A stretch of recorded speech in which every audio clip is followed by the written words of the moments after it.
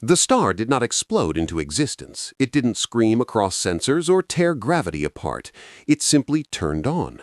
Across the galaxy, ancient civilizations froze mid-calculation as a new light appeared where physics said it should not exist. No natural formation, no stellar collapse, just a human-made sun burning calmly and rewriting every strategic assumption ever made. The first observers noticed what was wrong before they understood what was happening. The star's light curve was too smooth, its radiation output too controlled. Natural stars were chaotic in their birth, violent in their infancy. This one was neither. It ignited like a system coming online.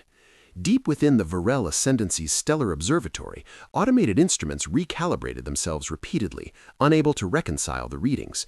Gravity wells were balanced with impossible precision. Fusion reactions stabilized instantly without the expected turbulence. The algorithms flagged the object as artificial within seconds, then spent minutes trying to disprove themselves. "This violates stellar probability," an analyst said quietly. "No," the overseer replied, "it violates precedent." The star occupied a carefully chosen region of space, not near contested borders, not threatening shipping lanes. Its placement was deliberate, conservative, almost respectful. That restraint unsettled the Varel more than aggression ever could. Other civilizations saw the same data. Messages crossed light years in encrypted bursts. Observation arrays pivoted. Ancient empires that had not adjusted their borders in centuries quietly reactivated dormant sensors. No fleets were launched, no warnings issued, because the implication was clear. Any species capable of building a star could choose when and where conflict began or ended. The most troubling detail arrived last. The star's output was not maximized, it was throttled, as though its creators were demonstrating control rather than capability. Humanity had not announced itself. They had simply changed the environment. And the galaxy understood that environments shape outcomes far more reliably than weapons ever had. Emergency councils formed without declarations or ceremony. That alone spoke volumes. Across the galaxy, civilizations that normally measured response times in decades convened within hours. The Galactic Balance Council chamber filled with physical delegations, not projections. When stars were involved, nothing less was acceptable. The central display rotated slowly, showing the human-made star from every angle, its internal mechanics exposed through layered analysis. "They have achieved sustained stellar containment," said the Keth archivist, "not temporary stabilization, long-term governance. That grants energy independence, industrial dominance, population expansion without resource strain, and leverage," added a Talarian strategist. "A civilization that controls its own stars is no longer constrained by scarcity." What unsettled them most was what humanity had not done. There were no defensive fleets clustered nearby, no planetary shields raised, no military broadcasts. "They are not defending it," the overseer observed. "They are confident it cannot be taken."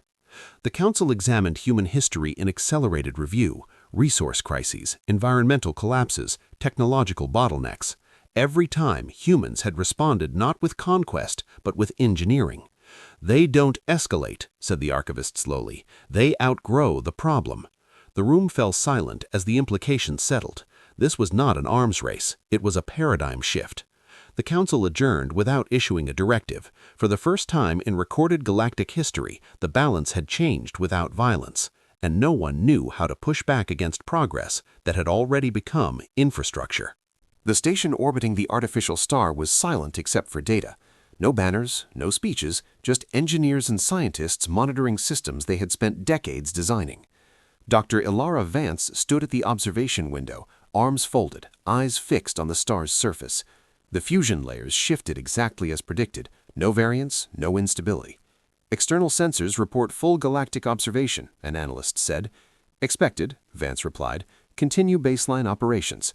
To outsiders, the project looked like a display of power. To humans, it was insurance. Every decision had been debated, challenged, refined. Weaponization proposals had been rejected not on moral grounds, but strategic ones. A weapon provoked response. Infrastructure forced adaptation. Humanity had learned that lesson the hard way long before reaching the stars. "This changes everything," the analyst said quietly. Vance shook her head. "No, it removes uncertainty. That's different." The star was not the end goal, it was the foundation. Energy abundance meant independence from alien supply chains. It meant defense without confrontation. It meant that any future conflict would be entered by choice, not necessity. Humanity did not wait for approval. They waited for comprehension. The diplomatic vessel arrived without escort, its trajectory broadcast openly. Humanity responded in kind. The meeting took place on neutral ground, no grand halls, no intimidation architecture, just a clean chamber, functional and transparent. "You altered the balance," the overseer said. "Yes," the human envoy replied evenly. "Consultation implies permission," the envoy said. "We sought coexistence." The overseer studied the human carefully. No arrogance, no triumph, just certainty born of preparation. "You could have built weapons," the overseer said. "We already had those," the human replied. "They weren't the solution." The conversation continued for hours. Technical details were shared freely, limitations acknowledged openly. Humanity was not hiding capability, they were contextualizing it. "This star is not a threat," the envoy concluded. "It's a statement of permanence." The overseer understood then. Humanity was no longer a variable. They were a constant. The galaxy did not react all at once. It adjusted in layers. At first, the changes were subtle. Trade consortiums quietly rerouted logistics away from systems neighboring human space, not out of fear but caution.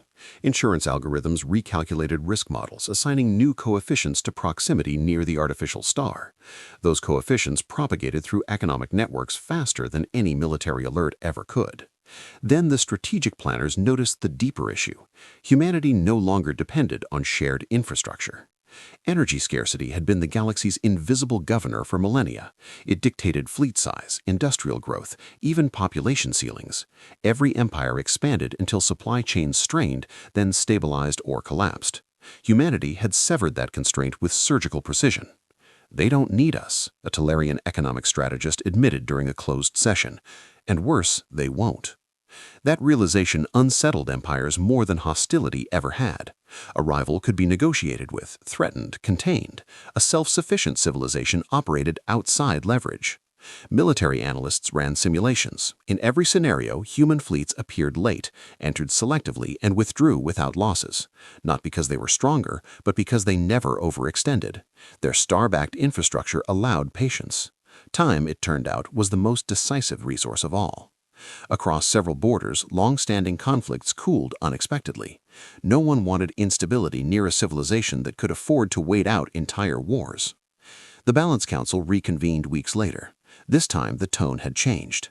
"They haven't violated a single treaty," the overseer noted. "No," replied the archivist, "they've rendered some of them obsolete." Humanity had not demanded influence. They had created gravity, economic, political, strategic, and others were slowly falling into its orbit. Not through fear, through inevitability. Years passed, but not quietly. Humanity did not flood the galaxy with artificial stars. They placed them deliberately, sparingly, each one solving a specific logistical or environmental problem. Every ignition followed the same pattern: no announcement, no demonstration, no escalation. Observers began to notice the pattern. Human expansion slowed, but human influence grew.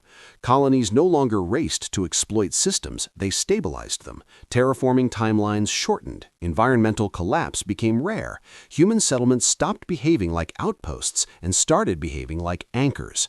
Alien sociologists struggled to categorize the shift. "They are not expanding territory," one report concluded. "They are expanding stability." That stability had consequences. Systems near human infrastructure experienced fewer shortages, fewer conflicts, fewer disruptions. Independent worlds began requesting trade alignment, not alliances, just access. Human diplomats accepted cautiously. "We don't export dependence," they explained, "only capacity." Military strategists found this deeply unsettling.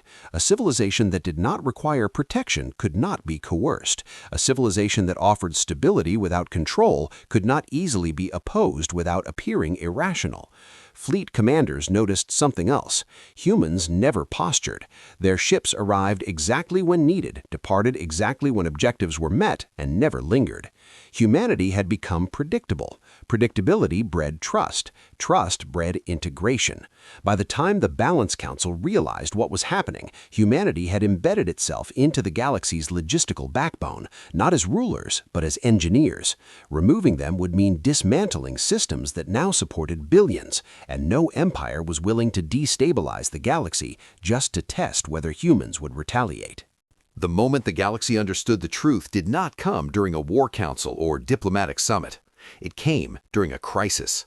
A distant supergiant began destabilizing, threatening a cluster of inhabited systems. Evacuation timelines were impossible.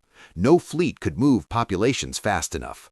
The Balance Council debated containment options while projections worsened by the hour. Humanity did not ask for permission. A task group arrived, not with weapons, but with mass drivers, containment fields, and fusion regulators. They did not attempt the impossible. They altered the inevitable. By siphoning pressure, redistributing mass, and stabilizing fusion layers, they prevented collapse, not permanently, but long enough. Long enough for evacuation. Long enough for adaptation. When asked why they intervened, the human coordinator answered simply, because it was cheaper than rebuilding civilizations. That answer echoed across the galaxy. Humanity had not changed the balance through dominance. They had changed it through responsibility. Power exercised sparingly. Capability applied precisely. No demand for gratitude. No claim of authority. The Balance Council issued its final assessment months later. Humanity was no longer classified as an emerging power, nor a rival, nor an ally. They were reclassified as a structural force, a civilization whose presence altered outcomes simply by existing. And at the center of that realization burned a quiet artificial star, steady, controlled, and patient, reminding the galaxy that the most dangerous species was not the one that conquered worlds, but the one that learned how to build them.